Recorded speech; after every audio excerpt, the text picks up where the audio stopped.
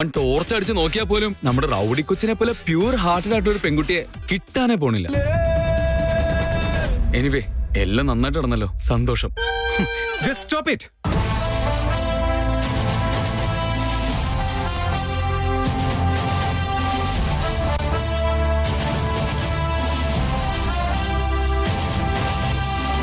എന്താ ചേട്ടാ, എന്തു പറ്റി? പണ്ട് അടുക്കളയിലെ ചേച്ചിമാര് പറയുന്ന പോലെ ഓരോ കഥയും പറഞ്ഞോണ്ട് ഇവിടെ നിൽക്ക്. ഇതൊരു ഓഫീസാന്നുള്ള കോമൺ സെൻസ് ഇല്ലേ? ഓഫീസിൽ പോകുന്നവർക്കും കല്യാണം നടക്കും അല്ലേ ബോസ്? Just shut up. ആദ്യം രണ്ടാൾ ഇവിടുന്ന് ഇറങ്ങിപ്പോ.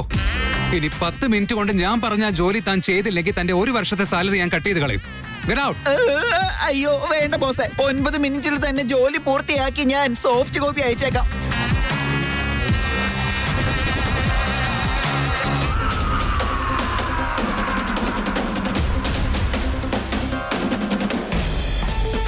ചേട്ടൻ നിന്നെ പേടിപ്പിച്ച് ഓടി വരേണ്ടി വന്നല്ലോ. കുറച്ചേരം കൂടെ നമുക്ക് അവിടെ നിന്ന് ഒരുപാട് കഥ പറയാറുന്നല്ലേ. സ്മാൾ ബോസ്, തീ കത്താതിരിക്കണമെങ്കിൽ അത് കമ്പിൽ നിൽക്കണം. കത്തുന്ന തീയിൽ കൈ വെക്കാൻ പോയാ നമ്മുടെ കൈയാ പൊള്ളുന്നത്. അപ്പൊ ഫുള്ള് കത്തി എന്നല്ല അർത്ഥം. ഞാൻ കത്തിച്ച തീക്ക് ക്യാബിന് ഉരുകി പോകാതിരുന്ന ഭാഗ്യം.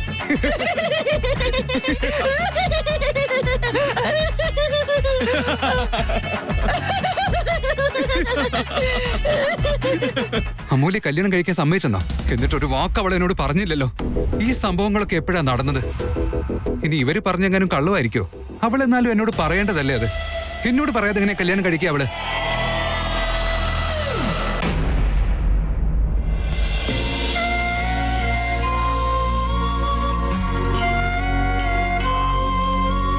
ഇതെന്തിനാ?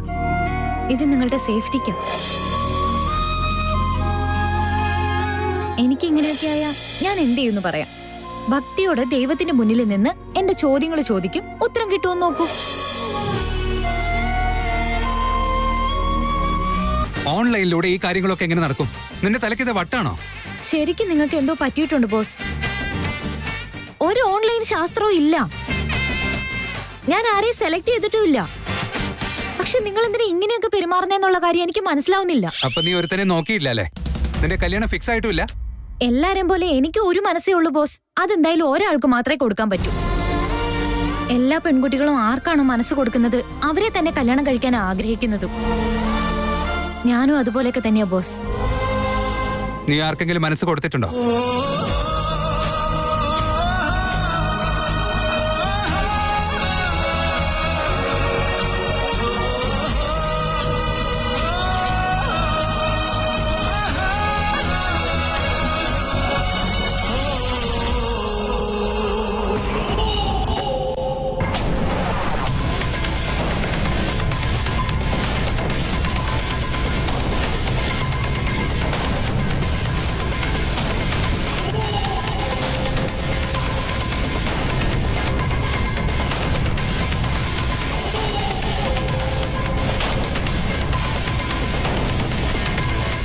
വേദാന്ത്, ഇറങ്ങിയാലോ?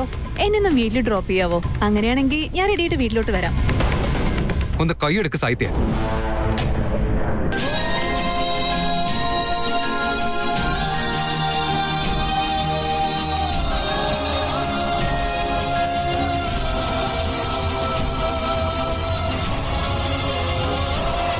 അമൂല്യ, അമൂല്യ,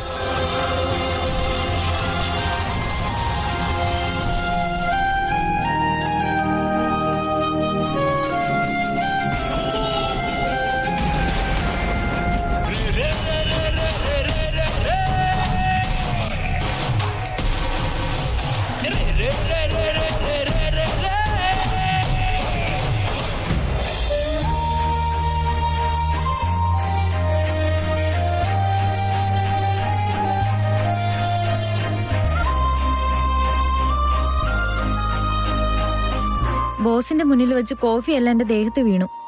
അതിഥിയോട് പറഞ്ഞ് വേറൊരു ഡ്രസ്സും കൂടെ എടുത്തോണ്ട് വന്നത് നന്നായി.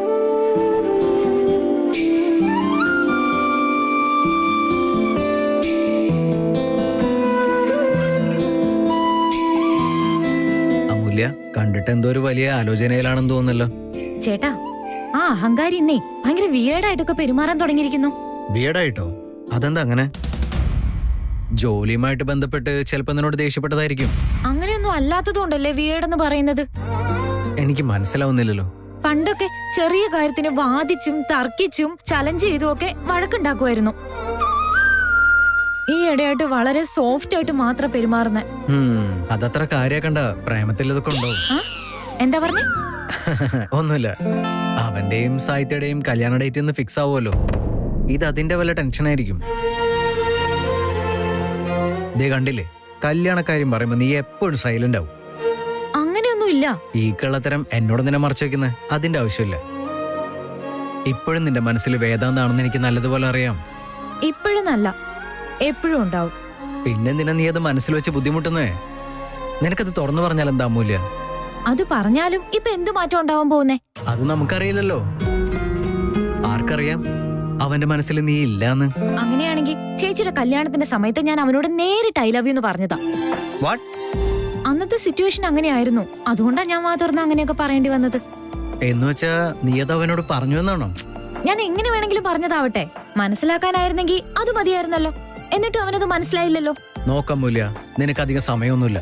ചില സമയത്ത് സെക്കൻഡ് ചാൻസും കിട്ടില്ല. നീ നിന്റെ ഈഗോ ഒക്കെ ഒന്ന് മാറ്റിവെച്ചേ. വേദാന്ത് എങ്ങനെയാണെന്ന് നിനക്കറിയില്ലേ? അറിയാന്നാ ഞാൻ കരുതിയത് ചേട്ടാ. പക്ഷെ സത്യം എന്താണെന്ന് വെച്ചാ അവൻ എന്താണെന്നുള്ള കാര്യം മാത്രമേ അവനറിയൂ. ഇപ്പൊ ചേട്ടൻ പറഞ്ഞതുപോലെ അവൻ എന്റെ ആളൊന്നും അല്ല. സാഹിത്യ കല്യാണം കഴിക്കാൻ പോവുക. എന്റെ സൈഡിൽ നിന്ന് പ്രേമം പ്രണയം എന്നൊക്കെ പറയുന്ന സമയം എപ്പോഴേ കഴിഞ്ഞുപോയി. ഇനിയിപ്പോ ഞാനതൊക്കെ പറഞ്ഞാ അത് അവർക്ക് ഒരുപാട് വിഷമം ഉണ്ടാവില്ലേ? ആ സംസ്കാരം ഒന്നും നമ്മുടെ വീട്ടിൽ പറഞ്ഞു തന്നിട്ടില്ല. അതൊക്കെ ശരിയാമോ? പക്ഷേ നീ നിന്റെ സ്നേഹത്തെ സാക്രിഫൈസ് ചെയ്യാൻ പോവാണോ? സ്നേഹം എന്ന് വെച്ചാ നമ്മൾ സ്നേഹിക്കുന്നവര് സന്തോഷമായിട്ടിരിക്കണം, അത്രേ ഉള്ളൂ. അവരെവിടെയാണെങ്കിലും ആരുടെ കൂടെയാണെങ്കിലും സുഖമായിട്ടിരിക്കണമെന്ന് നമ്മൾ ആഗ്രഹിക്കുള്ളൂ. അങ്ങനെയൊന്നും എന്റെ സ്നേഹം മരിക്കില്ല. ത്യാഗം ചെയ്ത പോലെ ഉണ്ടാവില്ല.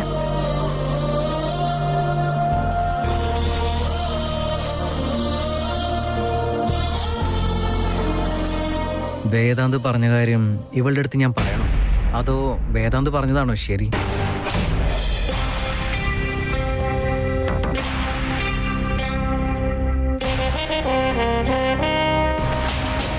വേദാന്ത്, അച്ഛ വേദാന്തേ, എനിക്ക് നിന്നോട് കുറച്ച് സംസാരിക്കാനുണ്ടായിരുന്നു. പറഞ്ഞു അച്ഛ. ഞാൻ പറഞ്ഞാൽ നീ കേൾക്കുവോ? ഞാൻ അമ്മ പറയുന്നത് കേൾക്കുന്ന പോലെ തന്നെ അച്ഛൻ പറയുന്നതും കേൾക്കും. എനിക്ക് ആ കാര്യത്തിലൊരു സംശയമില്ല. നിന്റെ ഉള്ളിലുള്ള ആശയക്കുഴപ്പത്തിന് എന്തെങ്കിലും മാറ്റം ഉണ്ടോന്നാണ് ഞാൻ ചോദിക്കാൻ വന്നത്. മനസ്സിലായില്ല അച്ഛ. നീ ചെറുതായിരുന്നപ്പോ തന്നെ ഏത് വിഷയമാണെങ്കിലും നീ വളരെ കോൺഫിഡന്റ് ആയിട്ടാണ് തീരുമാനങ്ങൾ എടുക്കാറ്. മാത്രമല്ല, നീ എടുക്കുന്ന തീരുമാനങ്ങളെല്ലാം തന്നെ നല്ല ക്ലാരിറ്റിയോട് കൂടിയാണ് എടുക്കാറ്. ഇപ്പൊ എന്തിനെ പറ്റി സംസാരിക്കുന്നത്? ഒരു കാര്യത്തിലെന്നല്ല, ആദ്യയുടെയും വിക്കിയുടെയും കല്യാണത്തിന് സപ്പോർട്ടായിട്ട് നിന്നതും നീ തന്നെ മുൻകൈ എടുത്തൊരു വഴി കണ്ടുപിടിച്ച്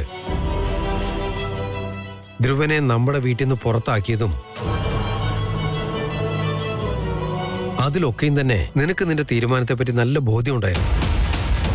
പക്ഷെ ഇന്ന് ജീവിതത്തിൽ ആദ്യമായിട്ട് നിനക്ക് നിന്റെ കാര്യത്തിൽ ഒരു തീരുമാനം എടുക്കാൻ പറ്റാത്ത പോലെ ഫീൽ ആകുന്നുണ്ട്. ഇപ്പൊ എന്തിനാ അങ്ങനെയൊക്കെ സംസാരിക്കുന്നേ? എനിക്ക് പ്രശ്നമൊന്നുമില്ല അച്ഛ. നമ്മൾ എപ്പോഴും കണ്ടുകൊണ്ടിരിക്കുന്ന വ്യക്തികളിൽ ഒരു ചെറിയ വ്യത്യാസം ഉണ്ടായാൽ പോലും നമുക്കത് മനസ്സിലാവും. ഡിസിഷൻ എടുക്കുന്ന കാര്യത്തിലായിക്കോട്ടെ, ഇനി ഡിസിഷൻ എടുത്ത കാര്യത്തിലായിക്കോട്ടെ, നമുക്ക് സംശയം തോന്നുന്നുണ്ടെങ്കിൽ നമുക്ക് നമ്മുടെ ഹൃദയത്തിന് പകരമായിട്ട് നമ്മുടെ തലച്ചോറ് പറയുന്നത് കേൾക്കുന്നു എന്നാണ് അർത്ഥം. നമ്മുടെ ഈ ഓട്ടപ്പാച്ചിലൊക്കെ നിർത്തി ഒരു നിമിഷം നമ്മുടെ ഹൃദയത്തിൽ കൈവച്ച് അത് നമ്മളോട് എന്താണ് പറയുന്നതെന്ന് കേൾക്കാൻ ശ്രമിച്ചാൽ നമുക്കതിന് ഉത്തരവും കിട്ടും, നമ്മുടെ സംശയവും തീരും. അങ്ങനെയാണെങ്കിൽ ഞാൻ ഇപ്പോ ഉറപ്പായിട്ടും നിനക്ക് പ്രശ്നമുണ്ടെന്ന് നിനക്ക് തന്നെ തോന്നിയാൽ അങ്ങനെ തന്നെ ചെയ്യണം. നിനക്കൊരു ക്ലിയർ പിക്ചർ കിട്ടും.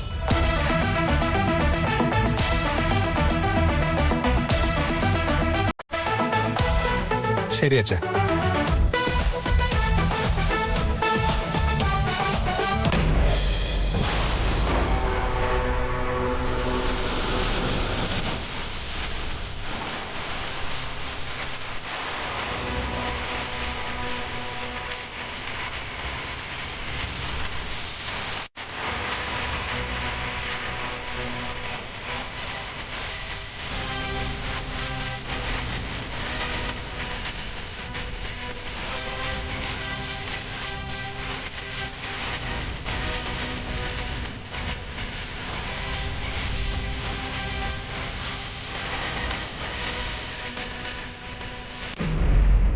സിദ്ധാർത്ഥ്, ഇത്രയും നടന്നിട്ടും ചേട്ടൻ ഒരു വാക്ക് പോലും പറഞ്ഞില്ലല്ലോ.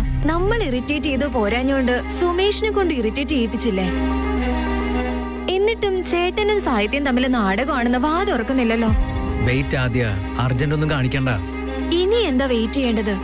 ഇന്നെങ്ങാനും കല്യാണ ഡേറ്റ് ഫിക്സ് ആയി കഴിഞ്ഞാ പിന്നെ എല്ലാം കഴിഞ്ഞു. ചേട്ടൻ ഇനി ഒരിക്കലും ഈ ഡീലിനെ പറ്റി അമ്മയുടെ അടുത്ത് പറയില്ല. അങ്ങനെയൊക്കെ ഉണ്ടാവുമെന്ന് കരുതി നീ സെപ്പറേറ്റ് പ്ലാൻ ഒന്നും ഉണ്ടാക്കണ്ട. അവസാനം ഒരിക്കലും സോൾവ് ചെയ്യാൻ പറ്റാത്തൊരു പ്രശ്നം ഉണ്ടാക്കണ്ട. എന്ന് വെച്ചാൽ ഇതൊക്കെ വെറുതെ നോക്കിക്കൊണ്ടിരിക്കണമെന്നാ? ഉറപ്പായിട്ടും ആദ്യ, നമ്മൾ ചെയ്യേണ്ടതൊക്കെ ചെയ്തു കഴിഞ്ഞു. ഇനിയിപ്പോ നമ്മള് വെയിറ്റ് ചെയ്തേ മതിയാവൂ. വിക്കി, ഇന്ന് അമ്മു വളരെ വിഷമത്തിലായിരുന്നു. നമ്മുടെ എല്ലാവരുടെയും മുന്നിൽ അത് കാണിക്കരുതെന്ന് കരുതിയിട്ടാ അവള് സന്തോഷമായിട്ടിരുന്നത്. എന്നിട്ടും അവളുടെ വിഷമം എനിക്ക് മനസ്സിലായി വിക്കി. എല്ലാം കൈവിട്ട് പോയിരിക്കണല്ലോ. ചേട്ടന്റെ മനസ്സ് മാറണമെങ്കിൽ എല്ലാം ശരിയായനെ. അങ്ങനെയല്ലെങ്കിൽ നമുക്കൊന്നും ഇങ്ങനെ ചെയ്യാൻ പറ്റില്ല. ചേട്ടൻ ഇനി എന്താണോ പറയാൻ പോകുന്നത്?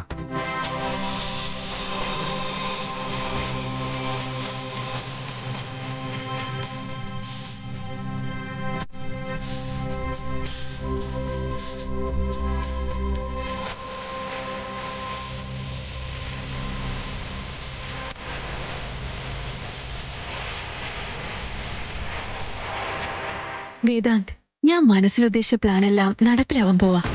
എന്ത് ഡ്രാമ കളിച്ചിട്ടാണെങ്കിലും നിന്റെ സാമ്രാജ്യത്തിന്റെ റാണി ഞാനായിരിക്കും. വേദാന്ത് എല്ലാവരെയും കൺട്രോൾ ചെയ്യുന്നവന്, പക്ഷേ അവനെ കൺട്രോൾ ചെയ്യാൻ ഒരാൾ മാത്രമേ ഉള്ളൂ. ഈ ലോകത്തിന് എന്തൊക്കെ മാറിയെന്ന് പറഞ്ഞാലും അത് മാറാൻ പോകുന്നില്ല. എത്രയോ ആണുങ്ങള് കല്യാണ ശേഷം മരിച്ചതുപോലെ ജീവനോടെ ഇരിക്കും. നിങ്ങളെ ആരാണോ പ്രേമിക്കുന്നത് അവരെ കല്യാണം കഴിക്കൂ ബോസ്. ഇവളെ കല്യാണം കഴിച്ചാ നിങ്ങളുടെ ജീവിതം നരകമാകും. വരൂ വേദാന്ത്, ഇരിക്കെ.